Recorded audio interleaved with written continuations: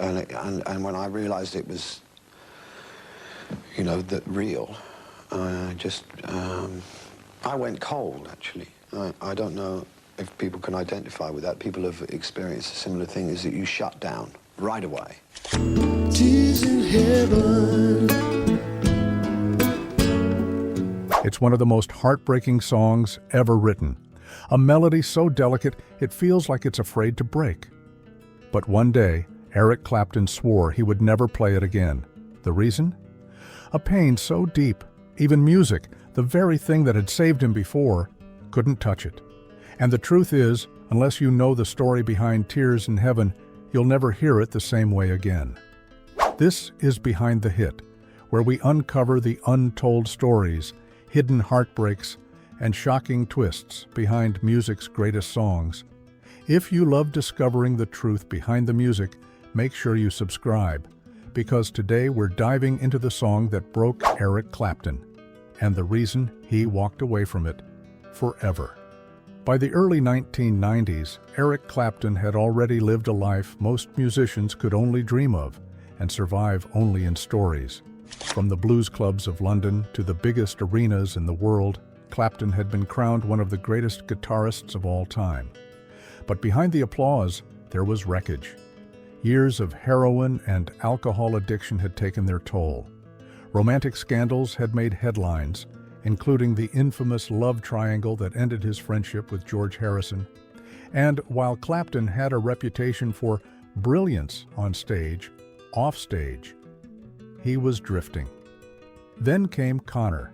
Born in August 1986 to Clapton and Italian actress Laurie Del Santo, Conor entered Eric's life in a way that was far from traditional. At first, he wasn't there much. He was still in the throes of touring, drinking, and self-destruction. But something changed. Maybe it was watching Conor grow from a baby into a curious little boy. Maybe it was Clapton's own sobriety finally taking hold. Whatever it was, he started showing up. The trips to the Central Park Zoo, the afternoons walking hand in hand down New York streets. The shy, proud smile whenever he introduced his son to friends. Eric Clapton had been given something he didn't think he'd ever have, a second chance at family. And then, that chance was gone. March 19th, 1991. Clapton had made plans for a special outing with Conor, something the boy had been looking forward to all week. The night before, he had taken him to the Nassau Coliseum on Long Island to see a circus. Conor had been spellbound, bright lights, tumbling acrobats, elephants marching in slow, heavy rhythm. He'd pointed, laughed, clapped his little hands in delight. Clapton later said it was one of the happiest nights he could remember. After the show, Eric tucked Conor into bed at his mother's Manhattan apartment. They said goodnight with plans for the next day. Eric promised they'd go to the zoo, just the two of them. But the next morning, before Clapton even arrived, tragedy struck. The apartment was on the 53rd floor of a luxury high-rise at 117 East 57th Street. Floor-to-ceiling windows looked out over the city, breathtaking but dangerous. That morning, a janitor was cleaning the windows.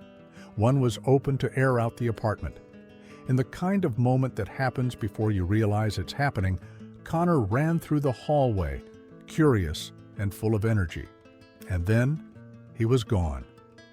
The fall was 49 stories, instant, final. Police reports would later say there was nothing anyone could have done, but for Clapton, that was no comfort. By the time he arrived at the building, the scene was already filled with emergency responders. Some witnesses say he didn't speak. He just stood there, frozen as the reality sank in. And in that moment, the man who had survived decades of chaos felt truly powerless for the first time. After the funeral, Clapton withdrew from almost everyone. He avoided interviews. He stopped taking calls.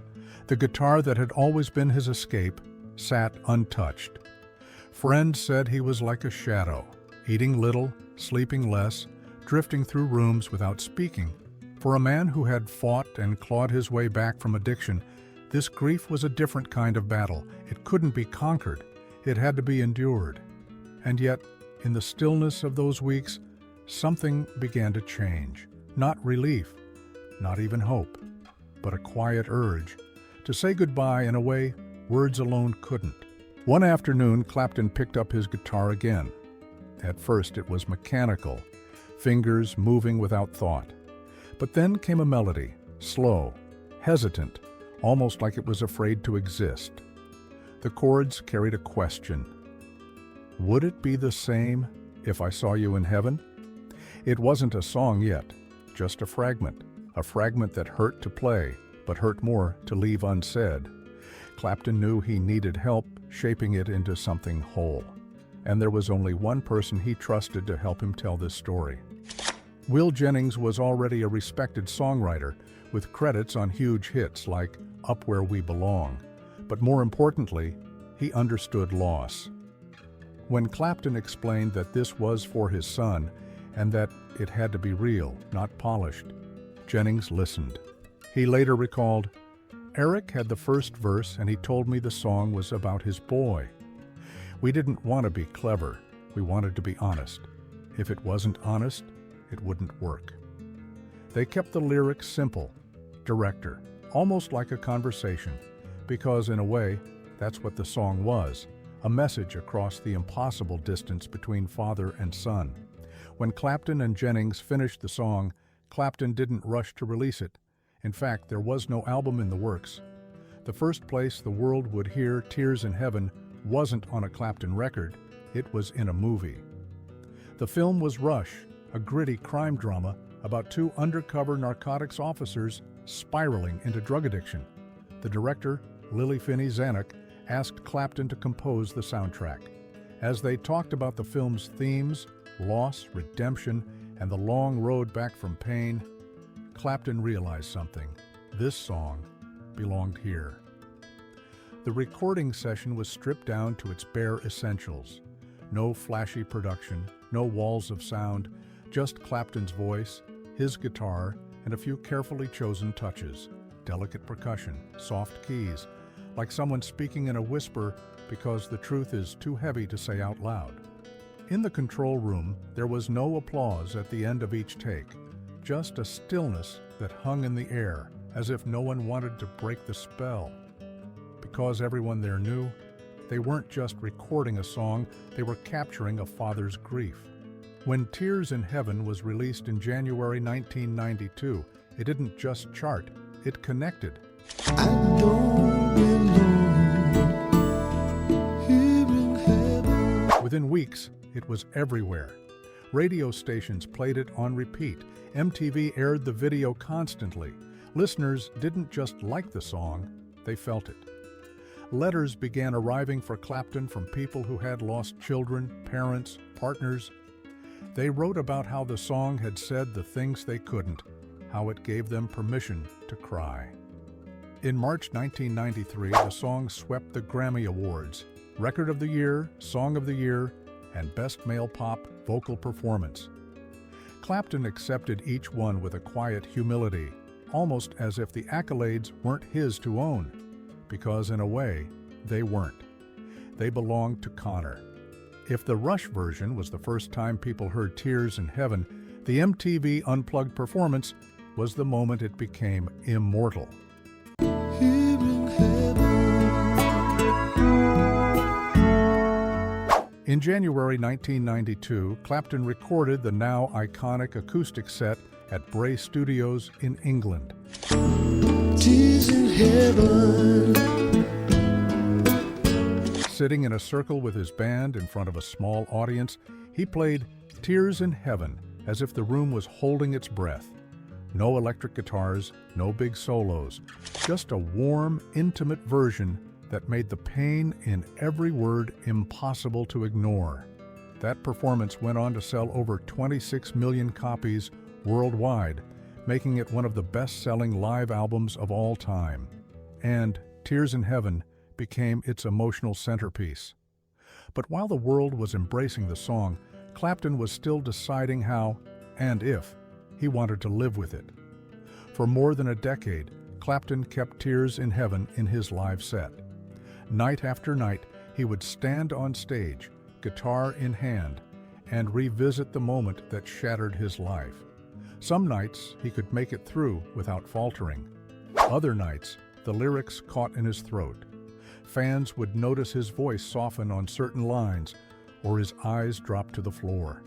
And over time, the emotional cost began to outweigh the need to perform it. By 2004, Clapton made the decision quietly. No big announcement, no farewell performance. He simply stopped playing Tears in Heaven. When asked why, he was clear. "I didn't feel the loss anymore," which is part of what the song was about. "I just didn't want to connect with that feeling every night." It wasn't about letting go of Conor. It was about letting go of the pain. Even without being performed live, Tears in Heaven has never disappeared. It continues to be streamed, covered, and referenced, not just as a Clapton song, but as one of the most honest pieces of music about loss ever written. It's been played at memorials, funerals, and vigils across the world. It's been taught in music classes as an example of songwriting that balances simplicity with devastating emotional power. And for Clapton, it remains something deeply personal, a reminder of the boy who changed his life, and the song that kept his memory alive. The truth is, Tears in Heaven was never meant to be a hit. It wasn't written to top charts or win awards. It was a father's letter to a son he could no longer hold, a way to ask and answer the unanswerable. And maybe that's why it still breaks hearts today, because everyone who hears it can feel the weight behind those words. Would it be the same if I saw you in heaven? Eric Clapton may never perform Tears in Heaven again, but the song is still speaking to parents, to children, to anyone who's ever had to say goodbye too soon. It's proof that music can't erase pain, but it can make it bearable, if only for a few minutes at a time. This was Behind the Hit. If you want more untold stories, the heartbreaks, the breakthroughs, the songs you thought you knew, subscribe now, because every hit has a story, and some stories will stay with you forever.